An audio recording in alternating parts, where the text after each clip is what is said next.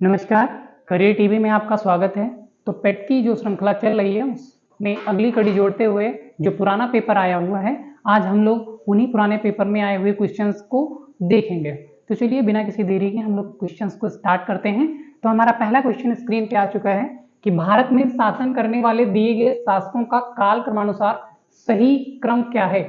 शेरशाह सूरी, अकबर, अलाउद्दीन खिलजी और इल्तुतमिश। तो ये जो चारों नाम दिए गए हैं, इन चारों नामों को आपको क्या करना है, इनको क्रम से लगाना है। इन चारों नामों को क्रम से लगाना है कि पहले किसने शासन किया।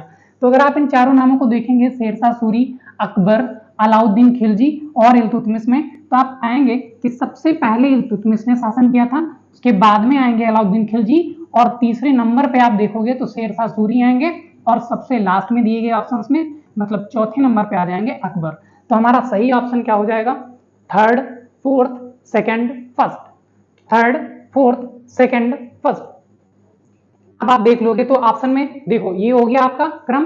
तो सबसे पहले किसने शासन किया था? इल्तुतमिश ने। तो हम पहले विकल्प के साथ में स्टार्ट करेंगे, पहले विकल्प के साथ में स्टार्ट करेंगे। शेरशाह सूरी ने थर्ड। अब इसको कैसे लगाना है, जो हमारे विकल्प दिए हुए हैं इसमें आपको देखना है। तो आप देखोगे पहले के साथ में कौन मैच कर रहा है, पहले के साथ में कौन मैच कर रहा है? थर्ड मैच कर रहा है। तो पहले के साथ में तो थर्ड यहाँ पे है। दूसरे के साथ में कौन मैच कर रहा है? तो दूसरे के साथ में आप देखोगे तो चौथा मैच कर रहा है। तीसरे के साथ में सेकंड है, चौथे के साथ में फर्स्ट है। तो अब अगर आपको क्रम से लगाना हो तो सबसे पहले चौथे ने शासन किया था, तो सबसे पहले चौथा आपने देख लिया, इसमें भी है और इसमें भी है। फिर आपने देखा दूसरे नंबर पे तीसरा ऑप्शन आ रहा है, तो तीसरा ऑप्शन कौन सा है? यहाँ पे है। इस तरह से आपका बी विकल्प सही हो जाता है, बी विकल्प आपका सही हो जाएगा। अगला क्वेश्चन करते हैं, उसमें क्या है? निम्न में से कौन से संत शिवाजी के समकालीन थे? शिवाजी के समकालीन थे। तो शिवाजी के समकालीन संत जो थे आपके, वो हो जाएंगे तुकाराम हो जाएंगे, नामदेव होंगे, चैतन्य होंगे या शंकराचार्य होंगे। तो इसमें सही ऑप्शन जब आएगा आप देखोगे तो संत शिवाजी के समकालीन तुकाराम जी को माना जाता है। तुकाराम जी को शिवाजी के समकालीन माना जाता है। अब इससे रिलेटेड कुछ क्वेश्चन जो एग्जाम में और बन सकते हैं हम उसको देख लेंगे कि नामदेव का कार्य क्षेत्र कहां माना जाता है। तो ये आ जाएगा महाराष्ट्र। महाराष्ट्र, नामदेव का कार्य क्षेत्र महाराष्ट्र में माना गया है। ऐसे ही तुकाराम का कार्य क्षेत्र भी महाराष्ट्र में माना गया है। कहां पे माना गया है? महाराष्ट्र में। ऐसे ही अगर आप देखोगे शंकराचार्य, तो शंकराचार्य का तो पूरे भारत में माना जाता है। इनका कार्य क्षेत्र कहां पे है?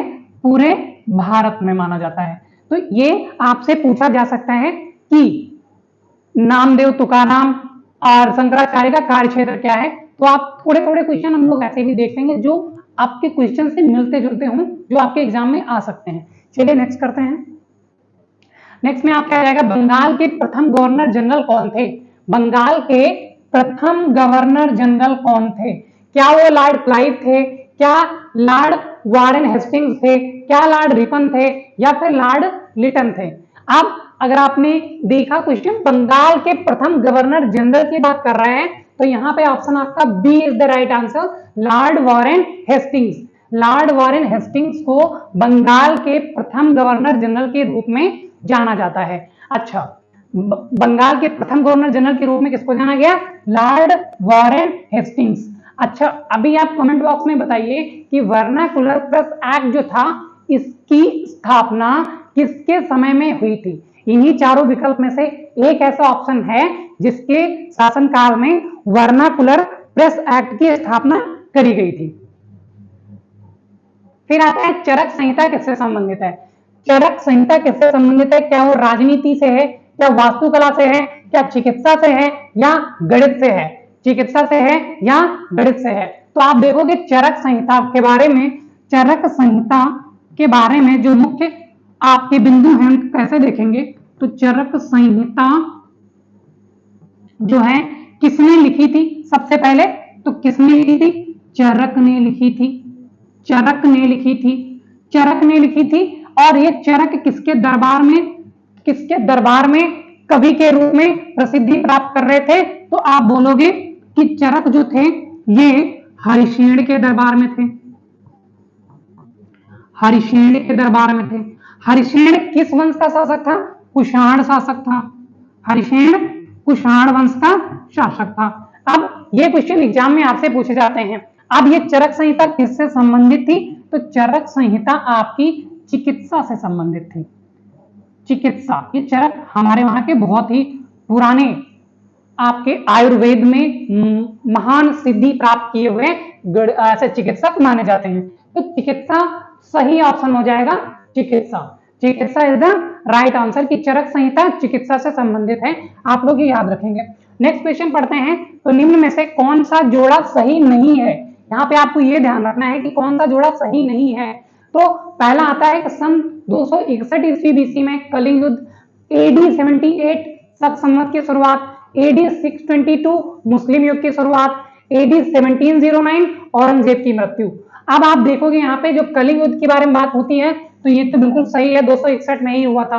शक संवत की शुरुआत कब होती है? तो 78 ईस्वी में होती है। ये भी बिल्कुल सही ऑप्शन है। कलिंग देख लिया, 261 बिल्कुल सही है। शक संवत 78 ईस्वी, ये भी सही है। मुस्लिम युग की शुरुआत 622 में होती है, ये भी बिल्कुल सही ऑप्शन है। तो बचा क्या? औरंगजेब की मृत्यु, यही ऑप्शन गलत है। तो अगर सही ऑप्शन की बात करी जाए तो 1709 ना होकर के 1707 होना चाहिए था। औरंगजेब की मृत्यु कब हुई थी? 1707 ईस्वी में हुई थी। अब आप देखोगे कि मुगल काल का आखिर समय में जब औरंगजेब आता है तो ये औरंगजेब अपने पिता को कहां पे बंदी बना के रखता है? जहां से ताजमहल की खूबसूरती को निहारते निहारते वो अपना जीवन के अंतिम क्षणों को व्यतीत करते हैं। जरा कमेंट बॉक्स में बताओ कि ये कहानी आपको पता है कि नहीं पता है। अगर नहीं पता है तो अगली क्लास हम थोड़ी डिटेल में करेंगे और ये सारी चीजों को समराइज करते हुए देखेंगे। नेक्स्ट है अगला क्वेश्चन हम देखेंगे। तो इनमें से किसे भारत का ग्रांड ओल्ड मैन माना जाता है? ग्रांड ओल्ड मैन के नाम से जाना जाता है। क्या वो दादा भाई नौरोजी हैं? क्या वो WC बनर्जी हैं? क्या सुरेंद्रनाथ बनर्जी हैं? या फिरोज शाह मेहता हैं? ग्रैंड ओल्ड मैन के नाम से कौन जाना जाता है? तो आपका सही ऑप्शन हो जाएगा दादा भाई नौरोजी।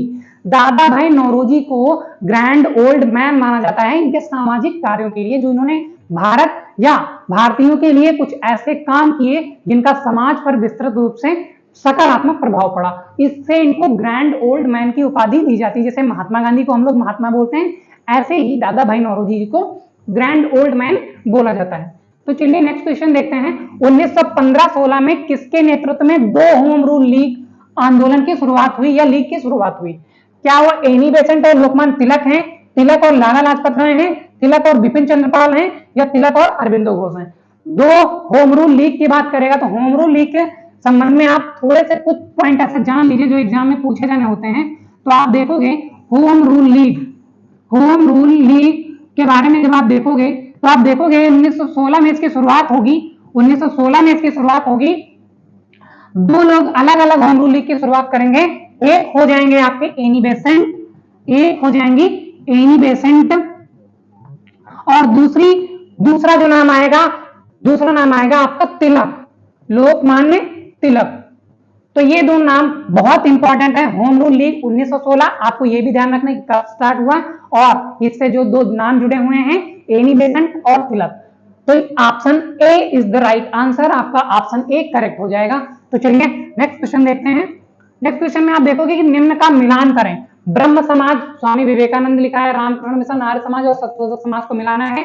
इधर ये नाम दिए गए हैं, ज्योतिराव फूले हैं, नायडू हैं, राजा राम मोहन राय हैं और दयानंद सरस्वती हैं। तो आप देखोगे ब्रह्म समाज की स्थापना के बारे में आपको पता होना चाहिए कि श्री राजा राम मोहन राय जी ने ब्रह्म समाज की स्थापना करी थी। तो आप मिला दोगे यहां से कि राजा राम मोहन राय, ये मिला दिया आपने। उसके बाद में आप देखोगे रामकृष्ण मिशन, तो रामकृष्ण मिशन की स्थापना किसने करी थी? और आर्य समाज है, सत्यशोधक समाज है। तो पहले यहां पे देख लो, सत्यशोधक समाज ज्योतिराव फूले हो गए। अब आता है आपका आर्य समाज, तो आर्य समाज आपका कौन हो जाएगा? आर्य समाज होगा दयानंद सरस्वती जी। ऐसे ही रामकृष्ण मिशन, तो रामकृष्ण मिशन की स्थापना किसने करी है? स्वामी विवेकानंद। तो ये इस तरह से सही मिलान हो जाएगा आपका। ब्रह्म समाज राजा राम मोहन राय, रामकृष्ण मिशन स्वामी विवेकानंद, आर्य समाज दयानंद सरस्वती और सत्यशोधक समाज ज्योतिराव फूले। अब इनसे कुछ क्वेश्चन और बनते हैं। स्वामी विवेकानंद शिकागो भाषण के लिए अपने बहुत जाने जाते हैं। शिकागो भाषण, तो क्या कमेंट बॉक्स में बताएंगे कि यह शिकागो भाषण कब हुआ था? कमेंट बॉक्स में आप ये आंसर लिखिए। और जब मैं कहता हूं कमेंट बॉक्स में लिखिए, इसका बेसिक सा मतलब ये होता है जब आप कमेंट में आंसर करते हो तो चीजें आपके दिमाग में छप जाती हैं और एग्जाम में आपको वो हेल्पफुल होती हैं। दूसरा देखिए, दयानंद सरस्वती ने आर्य समाज की स्थापना करी और सत्यशोधक समाज की स्थापना किसने करी? ज्योतिबा फूले ने। मैं उम्मीद करता हूं कि आप लोग पेन और कॉपी लेके बैठेंगे, कुछ क्वेश्चन जो मैं बताता हूं उनको आप लिखते रहेंगे, इससे आपको चीजें और ज्यादा क्लियर होती रहेंगी।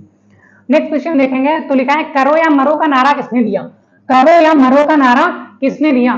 तो करो या मरो का नारा अगर आप बात करोगे करो या मरो के नारे की, तो करो या मरो का नारा दिया गया था गांधी जी के द्वारा।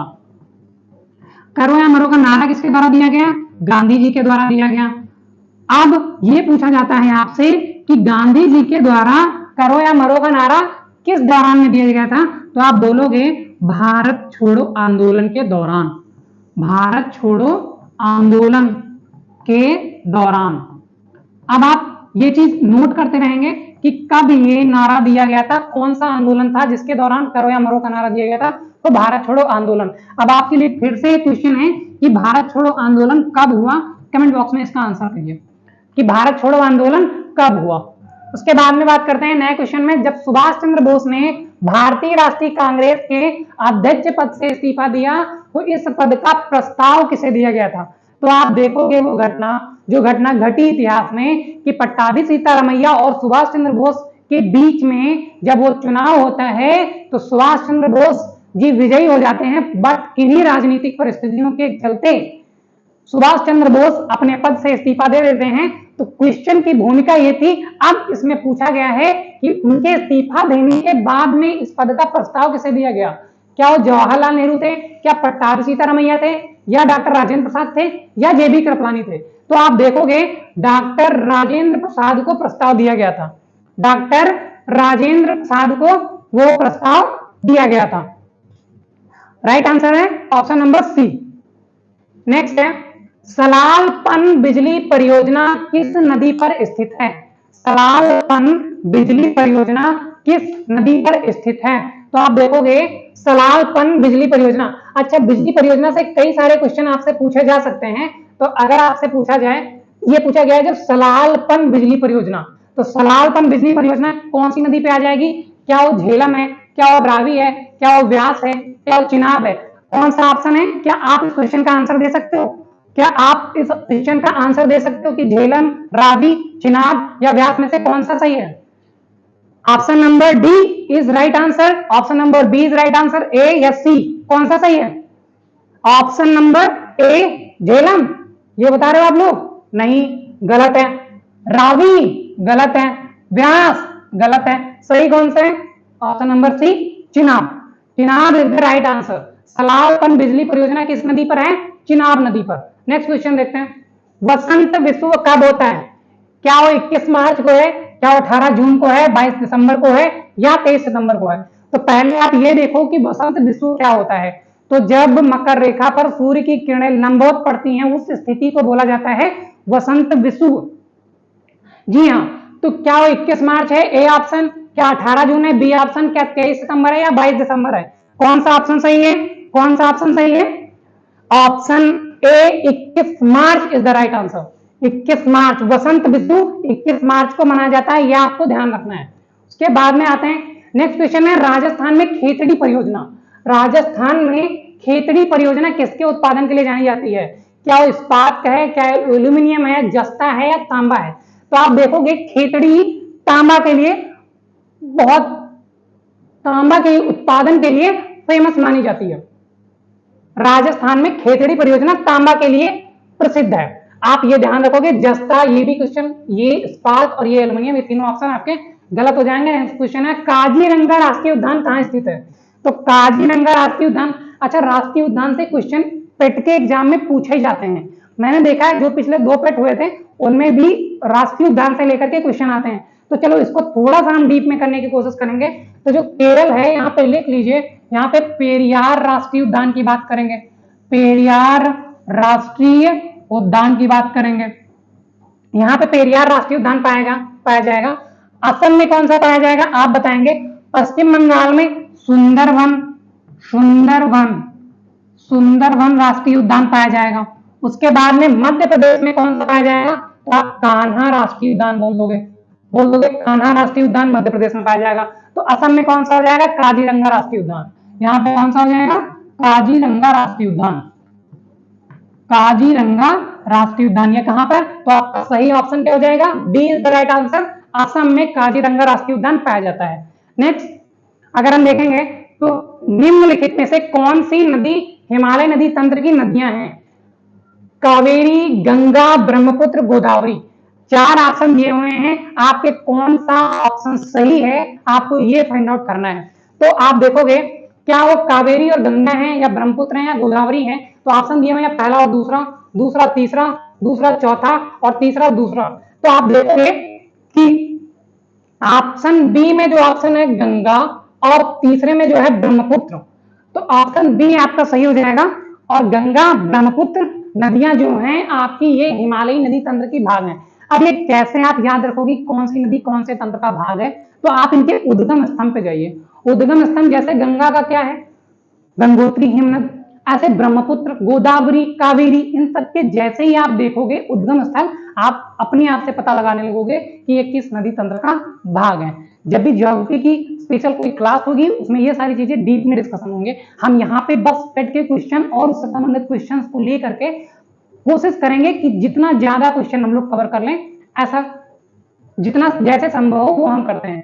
बैंक दर का क्या अर्थ है, बैंक दर, तो साहूकारों द्वारा ली जाने वाली ब्याज दर को बैंक दर कहते हैं, अनुसूचित बैंकों द्वारा ली जाने वाली बैंक दर को ब्याज दर कहते हैं, बैंकिंग संस्थाओं के लाभ की दर होती है, या देश के केंद्रीय बैंक द्वारा ली जाने वाली आधिकारिक ब्याज दर होती है।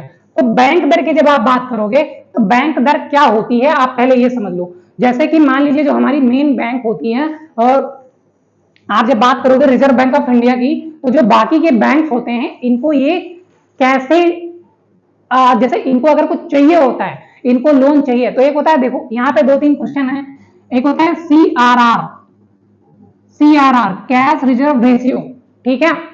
इसके बेस पे आप जो छोटी बैंक होती है, अब मैं छोटी बैंक कर रहा हूं, जो आपकी बैंक्स हैं, और बड़ी बैंक बोलूंगा मैं रिजर्व बैंक को। तो आप ऐसा समझ लीजिए कि जो बड़ी बैंक से छोटी बैंक जो पैसा रखने, जो छोटी बैंक को अगर बैंक चलानी होती है तो इनको कुछ ना कुछ अमाउंट वहां पे रखनी होती है बड़ी बैंक के पास में, तो उसको बोलते हैं हम बैंक दर।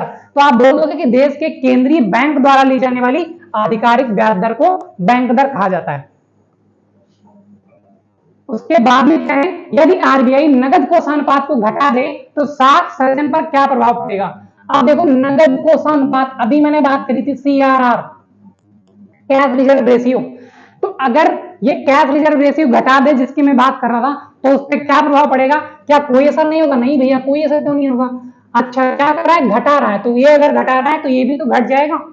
अगर वहां से कोषानुपात को घटा देगा तो इसके साख सर्जन भी घट जाएगी। B is the right answer. Next चलते हैं, इनमें से किस प्रकार की अर्थव्यवस्था में संसाधनों पर निजी अधिकार होते हैं और आर्थिक गतिविधियों का मुख्य उद्देश्य लाभ अर्जित करना होता है। तो आप देखोगे कि कौन सी अर्थव्यवस्था है जिसमें संसाधनों पर निजी, आपने ये वर्ड पकड़ लिया, निजी अधिकार, और आर्थिक गतिविधियों का मुख्य उद्देश्य लाभ अर्जित करना होता है। तो हमारी अर्थव्यवस्थाओं के प्रकार अगर पूछा जाए तो 3 प्रकार होते हैं। कौन कौन से 3 प्रकार कौन कौन से होते हैं, तो एक हो गई पूंजीवादी, ठीक है, एक हो गई समाजवादी, और तीसरी जो अर्थव्यवस्था हमारी आती है, तो तीसरी अर्थव्यवस्था हो जाती है मिश्रित अर्थव्यवस्था। तो अगर भारत की अर्थव्यवस्था के बारे में बात करी जाए तो भारत की अर्थव्यवस्था तो मिश्रित है, भारत की अर्थव्यवस्था मिश्रित है। पूंजीवादी अर्थव्यवस्था क्या होती है, जहां पे अर्थव्यवस्था में संसाधनों पर निजी अधिकार होते हैं और वहां पे लाभ अर्जित करना मुख्य उद्देश्य होता है, तो ये हो जाती है पूंजीवादी अर्थव्यवस्था। मिश्रित में पूंजीवादी और समाजवाद दोनों का मिश्रण रहता है, और समाजवादी जो अर्थव्यवस्था होती है इसमें उत्पादन के साधनों पर समाज का पूर्ण आधिपत्य माना जाता है या स्वीकार किया जाता है। आगे का क्वेश्चन देखते हैं कि 100 रुपए का नोट किसके द्वारा हस्ताक्षरित होता है। ए है आरबीआई गवर्नर, बी है भारत के राष्ट्रपति, सी है वित्त मंत्री, और डी है वित्त सचिव। तो 100 रुपए का नोट किसके द्वारा हस्तांतरित होता है, तो आप देखोगे आरबीआई गवर्नर। अब आप मुझे बताओ कि 1 रुपए के नोट पे किसके हस्ताक्षर होते हैं, ये आप कमेंट बॉक्स में आंसर करो। नेक्स्ट क्वेश्चन लेते हैं, फेमा का पूर्ण रूप क्या है। फेमा का पूर्ण रूप क्या है? फुल फॉर्म ऑफ फेमा क्या है? फंड्स एक्सचेंज मीडिया एजेंसी है, या फॉरेन एक्सचेंज मैनेजमेंट एक्ट है, या finance and export management association है, या फॉरेन एक्सपोर्ट मार्केट एजेंसी है? तो आप क्या बोलोगे ये कि फेमा जो है आपका फॉरेन एक्सचेंज मैनेजमेंट एक्ट, क्या हो जाएगा? Foreign exchange management act. ये पेट के एग्जाम में क्वेश्चन पूछा गया था, इसलिए आपको ये ध्यान रखना है। जो भी क्वेश्चन यहाँ पे कराए जा रहे हैं ये आपके प्रीवियस ईयर के क्वेश्चन हैं। कुछ क्वेश्चन इकोनॉमी से पूछे गए और इकोनॉमिक्स की आप अगर इस तरह से क्वेश्चन की भी प्रैक्टिस कर लेंगे तो इकोनॉमिक्स का पोर्शन बहुत अच्छे से कवर हो जाएगा।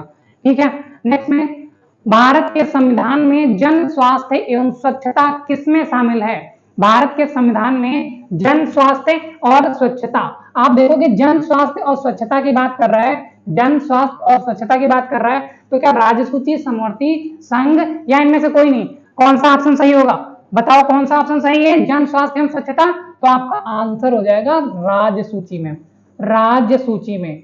चलो यहीं पे एक क्वेश्चन मैं दे रहा हूं आपको कि शिक्षा जो है ये कौन सी सूची में है, मुझे बताइए। पुलिस जो है ये कौन सी सूची में है, ये बताइए। कमेंट बॉक्स में इसके आंसर दीजिए और मैं सारी कमेंट्स को देखूंगा। अगर आपके आंसर सही होंगे तो उस पर यस आएगा, अगर आपने आंसर गलत किया होगा तो उस पर राइट आंसर भी मैं बताऊंगा। बट मैं चाहता हूं कि आप मेहनत करो, तो ये शिक्षा और पुलिस कौन सी सूची के विषय हैं ये आपको बताना है। नेक्स्ट क्वेश्चन देखेंगे, लिखा है कि भारत में पंचायती राज व्यवस्था इसके अंतर्गत रखी गई है। भारत में पंचायती राज व्यवस्था किसके अंतर्गत रखी गई है? क्या वो मूल अधिकार है, क्या वो मौलिक कर्तव्य है, क्या वो राज्य के नीति निर्देशक तत्व हैं, या इनमें से कोई नहीं है? तो आप देखोगे पंचायती राज व्यवस्था की बात करी गई है राज्य के नीति निर्देशक तत्वों में। राज्य के नीति निर्देशक तत्वों में भारत की पंचायती राज व्यवस्था के बारे में डीप में बातें करी गई हैं या उसके बारे में संदर्भित किया गया है। अब शिक्षा का अधिकार एक मौलिक अधिकार है जो कि संबंधित है। अब देखो शिक्षा के अधिकार की बात कर रहा है, शिक्षा के अधिकार की बात कर रहा है, तो शिक्षा के अधिकार को मौलिक अधिकार कब बनाया गया? पहला क्वेश्चन तो यही है, इसका आंसर आप दीजिए। कहां पे आपको पता है कमेंट में। अब मैं जान रहा हूं मैं आपको प्रैक्टिस करवा रहा हूं, लेकिन यकीन मानिए अगर आपने ये प्रैक्टिस कर ली, मैं यहाँ पे डायरेक्ट आपको बता दूं 2002 लिख दिया मैंने, लेकिन इसका मतलब नहीं निकलेगा। आप अगर थोड़ी मेहनत करोगे तो आपको चीजें और ज्यादा समझ में आएंगी, ये मेरा पूरा विश्वास है। तो यहाँ पे देखोगे शिक्षा का अधिकार एक मौलिक अधिकार है, ये किससे संबंधित है? तो आप बोल दोगे अनुच्छेद 21A से, अनुच्छेद 21A से। चलो नेक्स्ट क्वेश्चन करते हैं, उसमें लिखा हुआ है कि निम्न में से किसने संविधान सभा में उद्देश्य प्रस्ताव रखा था? उद्देश्य प्रस्ताव क्या बी.एन. राव ने रखा था, क्या बी.आर. अम्बेडकर ने रखा था, क्या महात्मा गांधी ने रखा था, या जवाहरलाल नेहरू ने रखा था? तो उद्देश्य प्रस्ताव की जैसे ही बात आएगी ऑप्शन हमारा ए करेक्ट हो जाएगा, दैट इज जवाहरलाल नेहरू। जी हाँ, जवाहरलाल नेहरू ने संविधान सभा में उद्देश्य प्रस्ताव रखा था। अच्छा, महात्मा गांधी को महात्मा की उपाधि किसने दी थी? चलो बताओ, महात्मा की उपाधि किसने दी थी? महात्मा की उपाधि किसने दी थी? तो आप बताएंगे। दूसरा, अंबेडकर जी का जन्म दिवस को किस रूप में मनाया जाता है? बताइए, जन्म दिवस को किस रूप में मनाया जाता है? जन्म दिवस कब और किस रूप में? कब और किस रूप में? ये क्वेश्चन आपके लिए है, आपके लिए ये क्वेश्चन है। फिर आता है जवाहरलाल नेहरू, जो उद्देश्य प्रस्ताव में जिन्होंने संविधान सभा में पहली बार उद्देश्य प्रस्ताव रखा गया था। तो आप देख लीजिए, महात्मा गांधी की उपाधि सबसे पहले रविन्द्रनाथ टैगोर ने ही महात्मा गांधी को महात्मा की उपाधि दी थी। ठीक है, उसके बाद में आगे चलते हैं।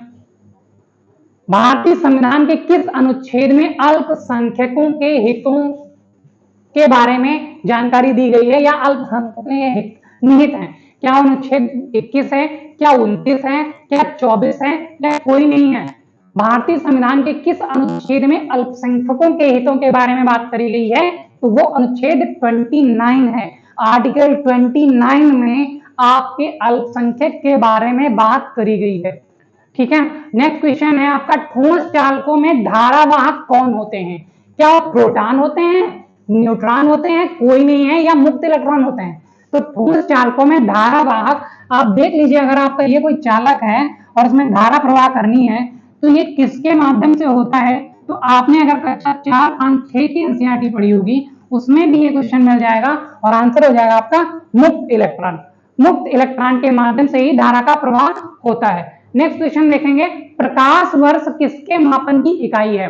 प्रकाश वर्ष किसके मापन की इकाई है? तो ऑप्शन है, एक वर्ष में मापी गई रॉकेट की गति, फिर है एक वर्ष में निर्वात में ध्वनि द्वारा चली गई दूरी, प्रकाश द्वारा चली गई दूरी, या हवाई जहाज की गति। तो प्रकाश वर्ष, पहले एक चीज समझो, ऐसे भी क्वेश्चन पूछा गया है कि प्रकाश वर्ष किसका मात्रक है, प्रकाश वर्ष किसका मात्रक है, इसका सिंपल फॉर्म भी पूछा जा चुका है, प्रकाश वर्ष किसका मात्रक है, किसका मात्रक है। तो आप यहाँ पे सिंपल ऑप्शन कर दोगे, जो अगर होगा दूरी का मात्रक है, दूरी का मात्रक है। अब यहाँ पे जो ऑप्शन आपके दिए हुए हैं कि एक वर्ष में निर्वात में ध्वनि द्वारा चली गई दूरी, नहीं, प्रकाश द्वारा चली गई दूरी, दूरी का तो मात्रक है, लेकिन कौन सी? प्रकाश द्वारा चली गई दूरी। तो एक वर्ष में प्रकाश वर्ष माना जाता है या उससे मेजरमेंट होता है। नेक्स्ट है, ब्लीचिंग पाउडर का रासायनिक नाम क्या है?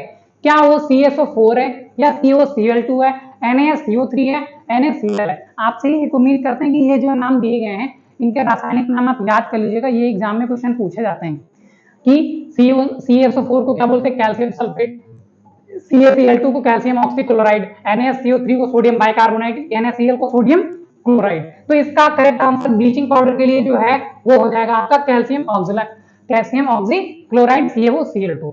नेक्स्ट क्वेश्चन है, 18 कैरेट सोने में खरे सोने का प्रतिशत कितना है? 18 कैरेट सोने में खरे सोने का प्रतिशत कितना है? क्या 60% है, 80 है, 75 है, 100 है? तो मैं ऑप्शन आपको बताऊं तो ऑप्शन तो बी हो गया 75, लेकिन आपने सुना होगा अपनी दादी से, मम्मी से, कैसे भी, कि शुद्ध सोना 24 बोला जाता है कि 24% खरा सोना।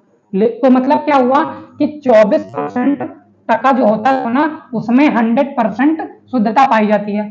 तो 24 कैरेट सोने में अगर आपको 100% मिलती है तो 18 कैरेट सोने में कितनी मिलेगी? या आप कैलकुलेशन से निकाल सकते हो। 24 में अगर 100% है तो 18 में कैसे होगी? आप कर दोगे 100/24 मल्टीप्लाइड बाई 18, ये कर देंगे आप। तो इस तरह से आपका आंसर निकल जाएगा। जैसे आप करोगे, अगर 6 से करना है तो 6 4 जा 6 3 जा, अब यहाँ पे 4 से करोगे तो यहाँ पे 25 आ जाएगा। अब 25 को 3 से अगर आप मल्टीप्लाई करोगे तो आंसर क्या आ जाएगा आपका? 75।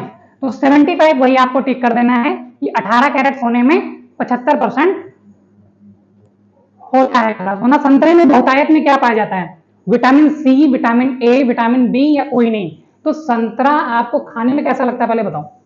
नहीं, अच्छा या बुरा नहीं पूछ रहा, खाने में खट्टा लगता है कि मीठा लगता है ये पूछ रहा। तो थोड़ा सा खट्टापन होता है और आप बोल दोगे विटामिन सी। ऐसे ही आंवला अगर बात करी जाए तो आंवला किसमें आएगा? विटामिन सी।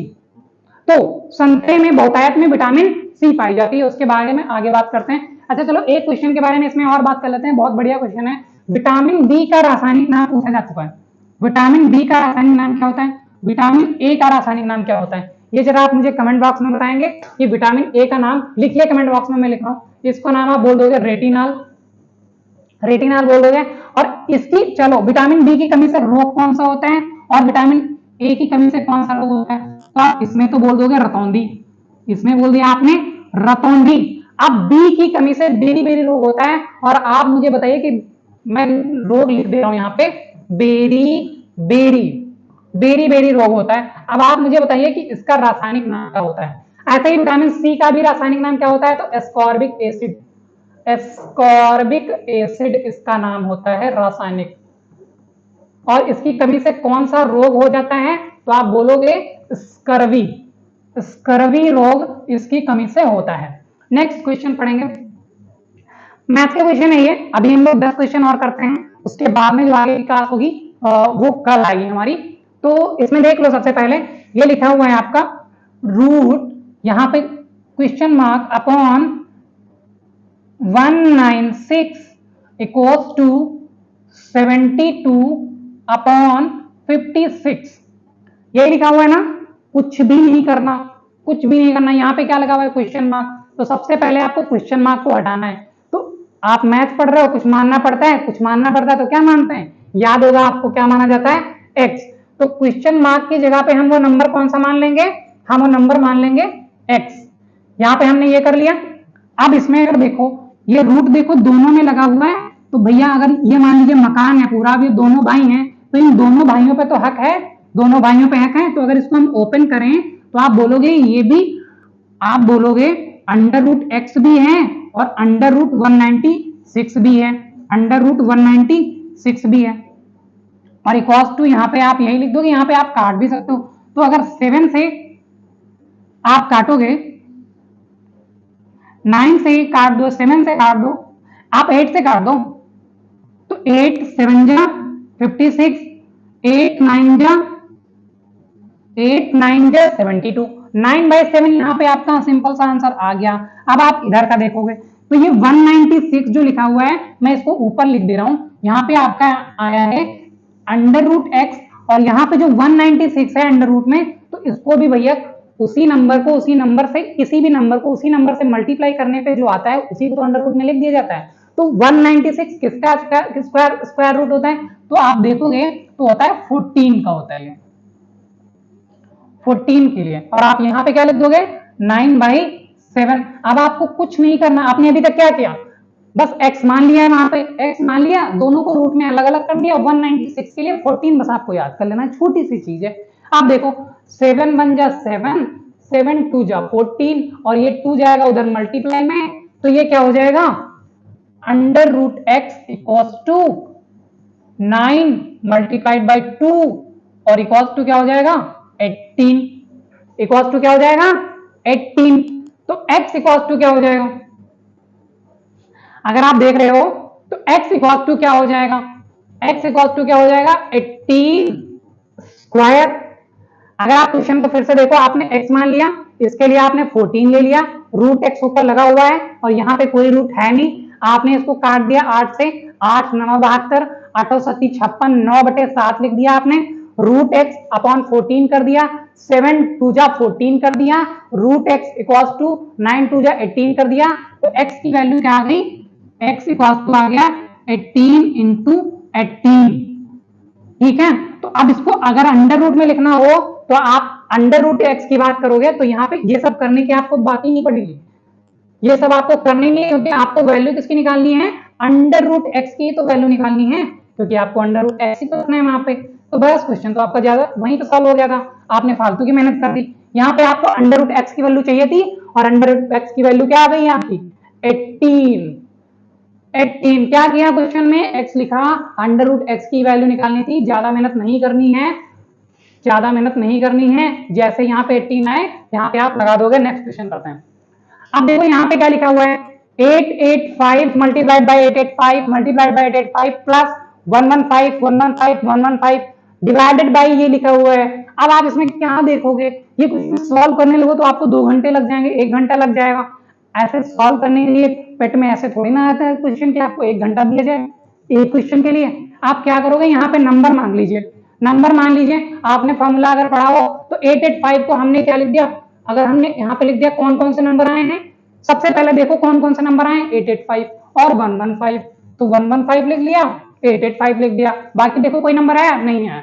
अब 885 को आप लिख दो A और 115 को आप लिख दो B।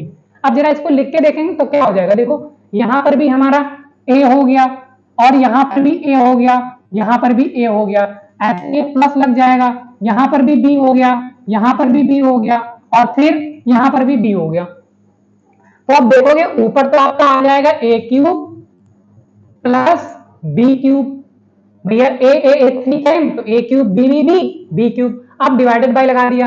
ऐसे अगर इसमें आप देखोगे तो इसमें ये भी A है, ये भी A है, ठीक है, A ये हो गया, मल्टीप्लाई का साइन था बीच में, यहाँ पे प्लस लगा हुआ है, फिर ये B मल्टीप्लाइड बाय B लिखा हुआ है, फिर माइनस लिखा हुआ है, फिर आप देखोगे तो ये A था और ये B था, तो आप इसमें देख लो A square plus B square minus AB, A square plus B square minus AB, यही लिख दिया ना आपने, इसमें कोई डाउट नहीं है। अब आपने एक छोटा सा फॉर्मूला यूज कर देना है और क्वेश्चन का आंसर निकाल देना है, और वो फॉर्मूला क्या है, A³ plus B³ equal to लिखा हुआ है, A³ प्लस B³ का फॉर्मूला होता है, लिख लीजिए, A plus B A square minus AB plus B square. बस ये फॉर्मूला आपको A³ प्लस B³ की जगह पे लिख देना है, नीचे का सेम कॉपी कर देना, कुछ भी उससे भैया बोलना नहीं, उसको सेम ऐसे ही लिख देंगे, A square plus B square minus a b. अब यहाँ पे देखोगे ये पूरा का पूरा कैंसिल हो रहा है और आपका आंसर क्या आ जाएगा, ए प्लस बी। ए प्लस बी तो आंसर आ जाएगा। अब देखो यहाँ पे तुमने माना क्या था, ए की वैल्यू ये मानी थी, बी की वैल्यू ये मानी थी। अगर आप प्लस कर दो इसको तो क्या हो गया, 5 5 10, 819 के लिए फिर से 10, 819 के लिए फिर से 10, तो ये 1000 हो गया क्या, तो क्या ये 1000 हो गया, 1000 हमने लिख दिया यहाँ पे। अब ए प्लस बी की वैल्यू 1000 है, 1000 कौन से ऑप्शन में था, D. D is the right answer. Formula आपको आना चाहिए, कुछ फॉर्मूले में लिखा दूंगा क्लास के लास्ट में या किसी अगले दिन, वही फॉर्मूले लिख लेना है, उन्हीं से आपके एग्जाम में जो भी क्वेश्चन आएंगे बन जाएंगे। यहाँ पे एक देखो 33 नंबर क्वेश्चन है जो कि है √5 माइनस √3 अपॉन √5 प्लस √3। बहुत इजी क्वेश्चन है, कुछ नहीं, डरना नहीं है पहली चीज। अच्छा ठीक है भैया, तुम आ गए। जैसे ये देखो बीच में ऐसे दो अलग अलग रूट हैं और सिर्फ साइन का अंतर है। अगर आप इस क्वेश्चन को ठीक से देखोगे तो √5 माइनस √3 लिखा हुआ है और उसके नीचे अगर देखोगे तो √5 प्लस √3 लिखा हुआ है। जब कभी ऐसा क्वेश्चन दिख जाए और साइन सिर्फ माइनस का हो, दोनों डिजिट भी सेम है और अंतर डिफरेंस सिर्फ प्लस और माइनस का हो, तो जो यहाँ पे साइन हो उसके अपोजिट साइन से पूरी मल्टीप्लाई कर दो। तो हमने भी यहाँ पे लिख दिया √5, यहाँ पे लिख दिया √3, साइन यहाँ पे प्लस था, हमने लगा दिया यहाँ पे माइनस। जैसे नीचे मल्टीप्लाई करी ऐसे ऊपर वाले को भी मल्टीप्लाई कर दो, √5 माइनस √3, ये मल्टीप्लाई कर दिया आपने, बस। अब आपका आधे से ज्यादा क्वेश्चन सॉल्व हो गया। ठीक है, आधे से ज्यादा क्वेश्चन सॉल्व हो गया। अभी आपने मल्टीप्लाई किया है। अब देखो यहाँ पे जो लिखा है वही यहाँ पे लिखा है ना, तो ए इसको अगर मानो, इसको बी मानो, तो ए माइनस बी यहाँ पे, ए माइनस बी यहाँ पे। तो अगर ए माइनस बी ये, ए माइनस बी ये, तो क्या हम लिख सकते हैं ए माइनस बी मतलब ए की जगह पे √5 माइनस √3, और दो बार था तो क्या इसकी पावर ही 2 लिख सकते हैं एक साथ में? जी हाँ, बिल्कुल लिख सकते हैं। ऐसे ही अगर आप देखोगे यहाँ पे, तो यहाँ पे एक जगह पे था √5 प्लस √3, दूसरी जगह पे था √5 माइनस √3। तो इसको अगर ए माना है हमने, इसको बी माना, तो यहाँ पे क्या बोलेंगे, ए प्लस बी, और ये है ए माइनस बी। भैया a plus b a minus b कुछ याद आ रहा है? कब होता है a plus b minus b? Formula होता है। क्या फॉर्मूला होता है? ए, आपका फॉर्मूला क्या हो जाता है? फॉर्मूला हो जाएगा आपका ए प्लस बी और ए माइनस बी। ये किसका फॉर्मूला होता है? A square minus B square का फॉर्मूला आ जाता है। तो अगर ये लिखा है आप ये लिख सकते हो, ये लिखा है तो आप ये लिख सकते हो। तो हमारे में तो ये मिल गया तो हम ये लिख देंगे ए स्क्वायर माइनस बी स्क्वायर। तो मतलब क्या हुआ कि √5 का स्क्वायर माइनस √3 का स्क्वायर, बस कुछ नहीं करना, लग गया क्वेश्चन। अब आप देखो कि ये √5 माइनस √3 तो यहाँ पे लिखा था, ए माइनस बी का आपको आंसर कर देना है। ए माइनस बी का ब्रैकेट खोलेंगे तो क्या आ जाएगा, ए माइनस बी का होल स्क्वायर क्या होता है, a square plus b square minus 2ab। तो ए स्क्वायर करेंगे मतलब √5 का स्क्वायर करेंगे तो आ जाएगा कि नहीं आ जाएगा? अगर ए स्क्वायर करेंगे, ए स्क्वायर अगर करेंगे हम तो बताओ क्या आएगा, √5 का स्क्वायर, √5 का स्क्वायर मतलब 5। आप क्या लगाएंगे प्लस, बी स्क्वायर करेंगे तो √3 का स्क्वायर करेंगे, √3 का स्क्वायर मतलब 3 माइनस 2ab। तो आपने 2 तो लिख दिया, a की जगह पे तो √5 है तो वैसे ही लिख दो, और ab की जगह पे √3 है, b की जगह पे √3 तो आपने ये लिख दिया। अब आप डिवाइडेड कर दिया, और आप यहाँ पे भी देखोगे क्या हुआ, यहाँ पे भी स्क्वायर कर रहा, ये भी स्क्वायर कर रहा, तो √5 का स्क्वायर सीधे सीधे आप क्या लिख दोगे, √5 का स्क्वायर तो 5 होता है और √3 का स्क्वायर 3 होता है। यहाँ पे कितना आ गया 2, यहाँ पे कितना आ गया 2। तो अब आप देखो ये कितना हो गया 8 और ये कितना हो गया 2। अब इस क्वेश्चन को हम इधर थोड़ा सा बढ़ा के लिखेंगे, आप लोग समझ जाएंगे।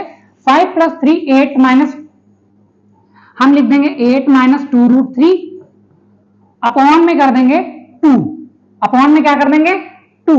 अब अगर यहां से हम देखो, इसी को अगर ऐसे हम लेके चले, यहाँ पे हम 2 कॉमन ले लेते हैं, 2 कॉमन ले लेते हैं तो यहाँ पे बचेगा 4 माइनस √3 और नीचे क्या आ जाएगा आपका 2, नीचे क्या आ जाएगा आपका 2।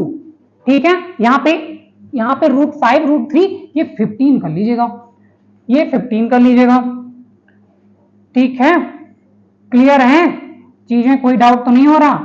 क्योंकि ये 5 3 15 हो रहा था, ये भी 15 हो रहा था, इसको 15 लिखते रहना। और जैसे ही आपने ये ऑप्शन ले लिया है कि 2 कॉमन ले लिया आपने, तो 4 माइनस √15 बच गया। अब ये 2 से ये 2 कैंसिल हो गया। अच्छा ये समझना होगा आपको कॉमन ही क्यों लेना है, तो कॉमन आपको इसलिए लेना है क्योंकि आप देख रहे हो नीचे 2 बचा है, किसी ऑप्शन में 2 तो है ही नहीं। एक टीचर भी तो ऐसे ही लगाता है क्वेश्चन, उसको थोड़ी ना पता होता है कि कैसे आ जाएगा, वो देखता रहता है ऑप्शन। जैसे मैं ही देख रहा था अभी कि क्यों नहीं आ रहा, तो मुझे पता चला 2 तो कटना है ना, बस हमारा ऑप्शन क्या हो गया 4 माइनस रूट 5 रूट 15। तो option B is the right answer, that is 4 minus root 15। तो ये आपका सही ऑप्शन हो जाएगा। क्लियर हो गया है? नेक्स्ट क्वेश्चन पे चलते हैं। अब देखो क्या लिखा है, टीवी सेट का मूल्य 30% घटाने पर उसकी बिक्री 20% बढ़ गई है, दुकानदार की आय पर उसका क्या प्रभाव पड़ेगा? दुकानदार की आय पे उसका क्या प्रभाव पड़ेगा? तो मैं आपको एक फॉर्मूला बता दे रहा हूं, plus minus x plus minus y plus minus x y upon 100 आपको इस फॉर्मूले का इसमें यूज करना है और कमेंट बॉक्स में आंसर करना है।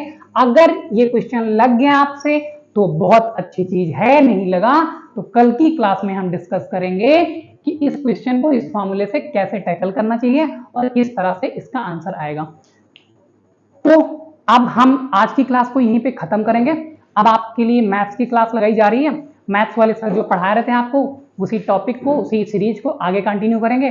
और एक छोटा और इम्पोर्टेंट मैसेज देना था आपसे कि अब आप लोग जान रहे हो कि हम लोग बिल्कुल नए हैं, तो कुछ इरेगुलरिटीज बीच में आ जाती हैं, कुछ ऐसा होता है जो हमें नहीं समझ में आता कि उस चीज को कैसे मैनेज करना है। तो आप लोगों से